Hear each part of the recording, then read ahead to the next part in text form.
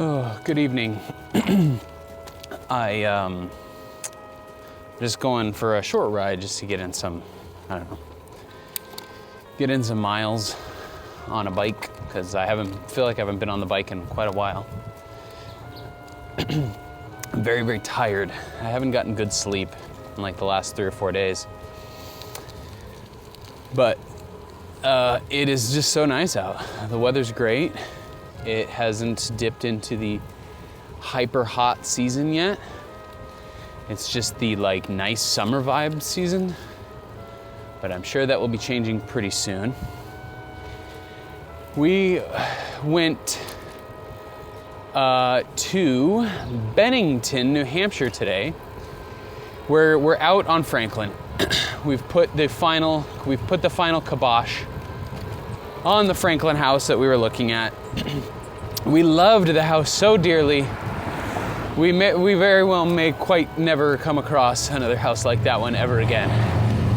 But ultimately, Franklin has the worst schools in the country. So that just wasn't it for us. It just wasn't the move. Got a fellow biker out here on the road tonight.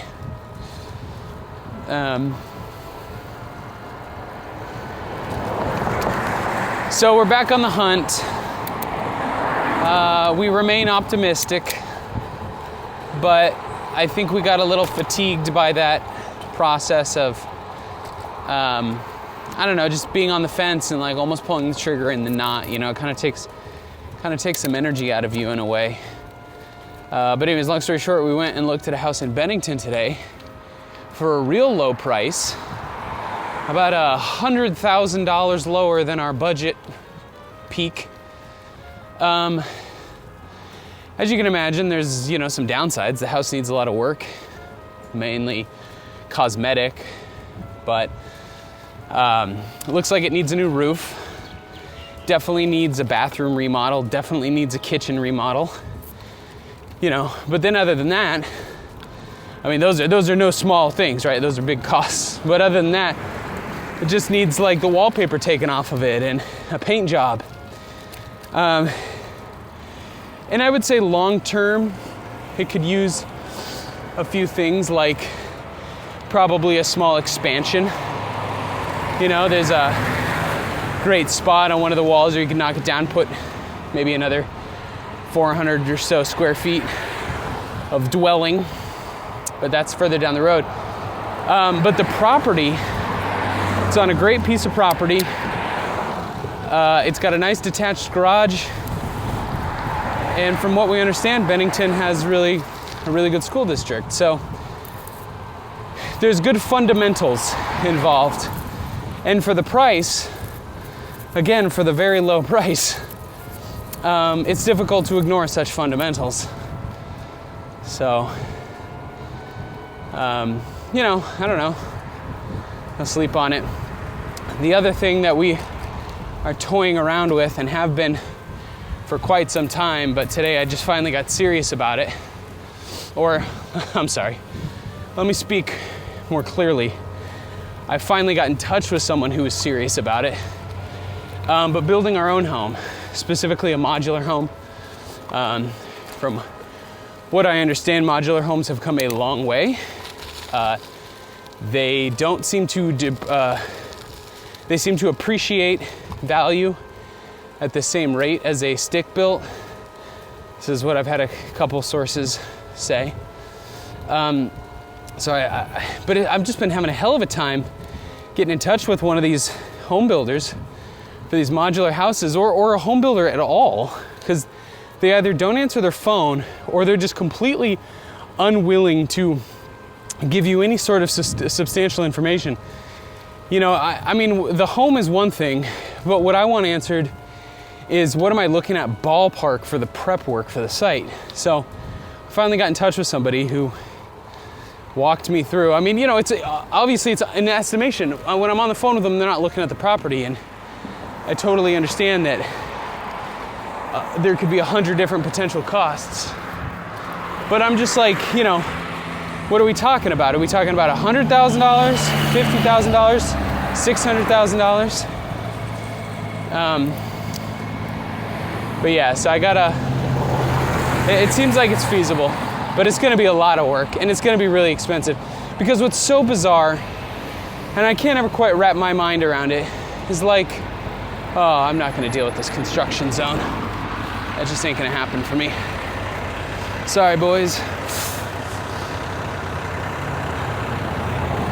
This is an absolute death-defying turnaround spot, but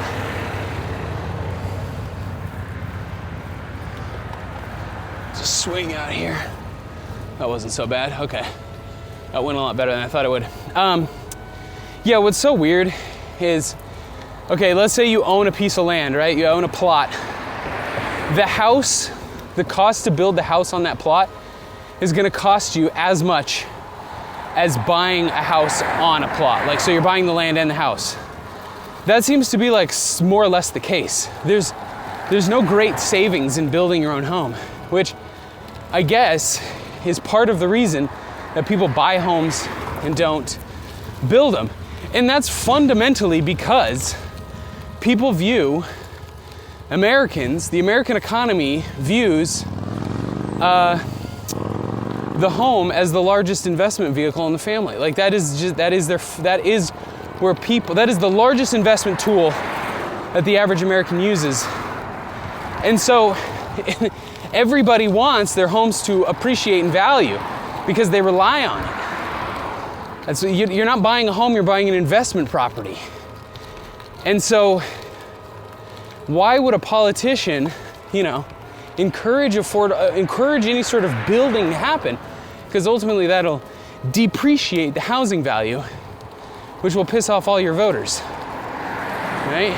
Because the truth is that the people who vote are homeowners 9 times out of 10. So, because you can't seem to motivate all these young people, all these people my age. They're all angry, but you can't get any of them to vote. And I get it, voting doesn't matter, but like, I don't know, what else are you gonna do? Just literally do nothing? Anyways, I'm getting sidetracked. So we're looking at building a home, potentially. We're still looking at buying a home. But, I'll merge back into traffic here because I'm gonna do it. I'm gonna go through the oval. I'm gonna take a left. I know everyone gets upset when I don't stop at these stop signs, but I'm sorry. I have to, for my own safety, consider bicycles somewhat of a hybrid between a motor vehicle and a pedestrian. Like right here, I'm a motor vehicle. But sometimes I'm a pedestrian.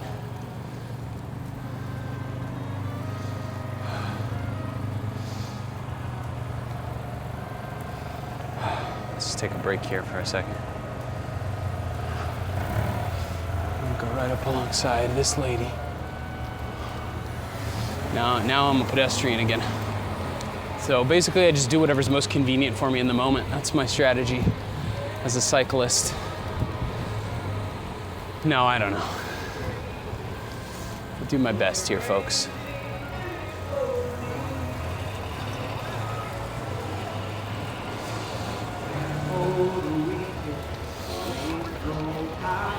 Sneak out through here. There's people doing memes out here. Super epic memes, dude. The oval be busy this time of day. It do be busy.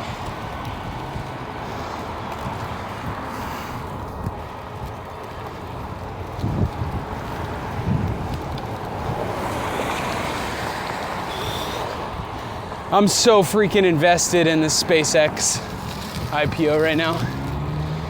Not only is it such a bizarre IPO situation, but not only is it really bizarre,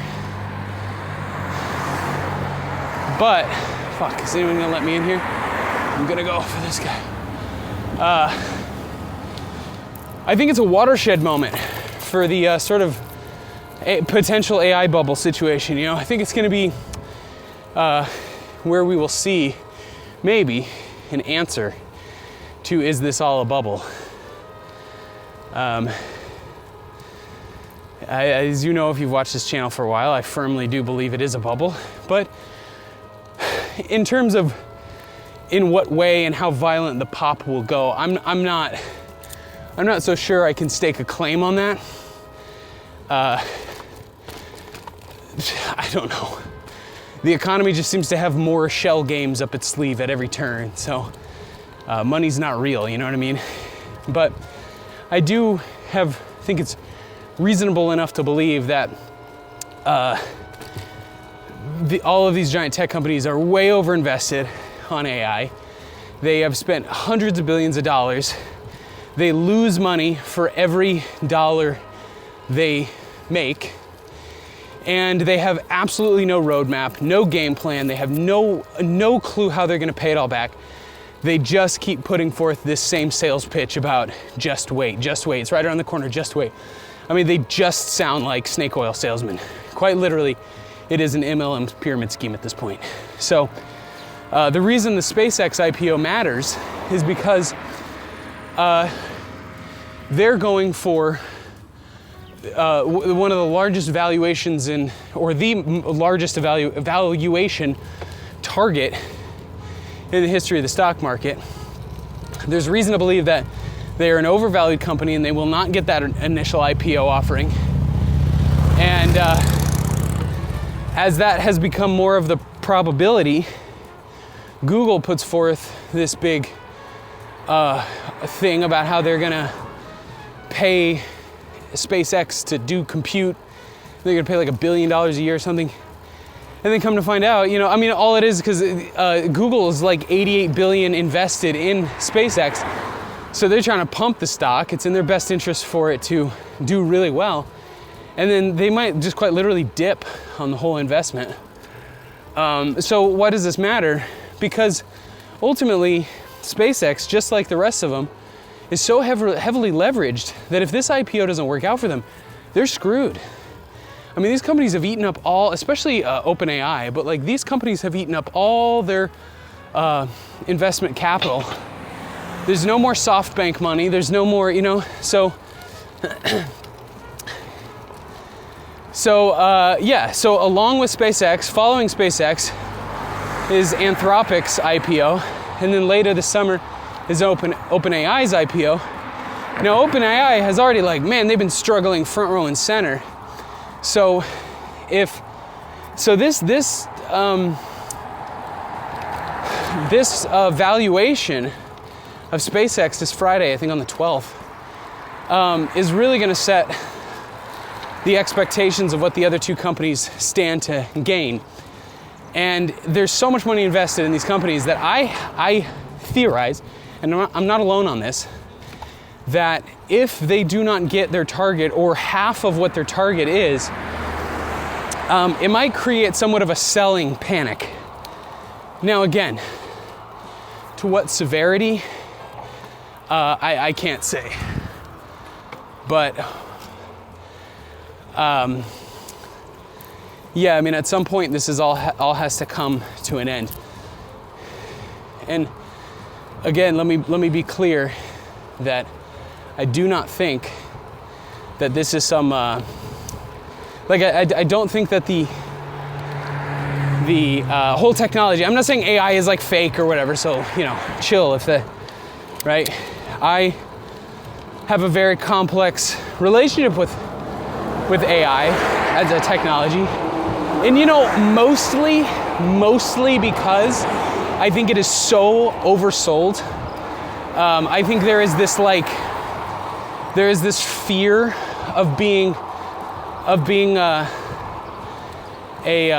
Luddite that causes people to just, it's like a trend, man. It reminds me, it's like, you know, oh, I hate Nickelback because the internet told me.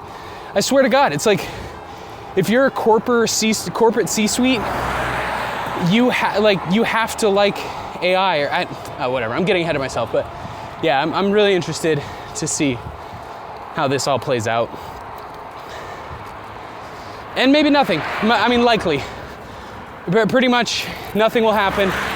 I'll be wrong. SpaceX will hit target, or they'll way undervalue and nothing will happen and everything will be business as usual. And people will continue to think this little word calculator is the future.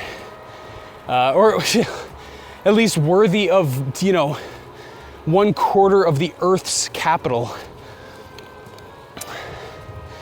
But there's also other things involved with that initial public offering for SpaceX regarding, which I think some of it got turned down, but they had some shady stuff where they were, the S&P 500 was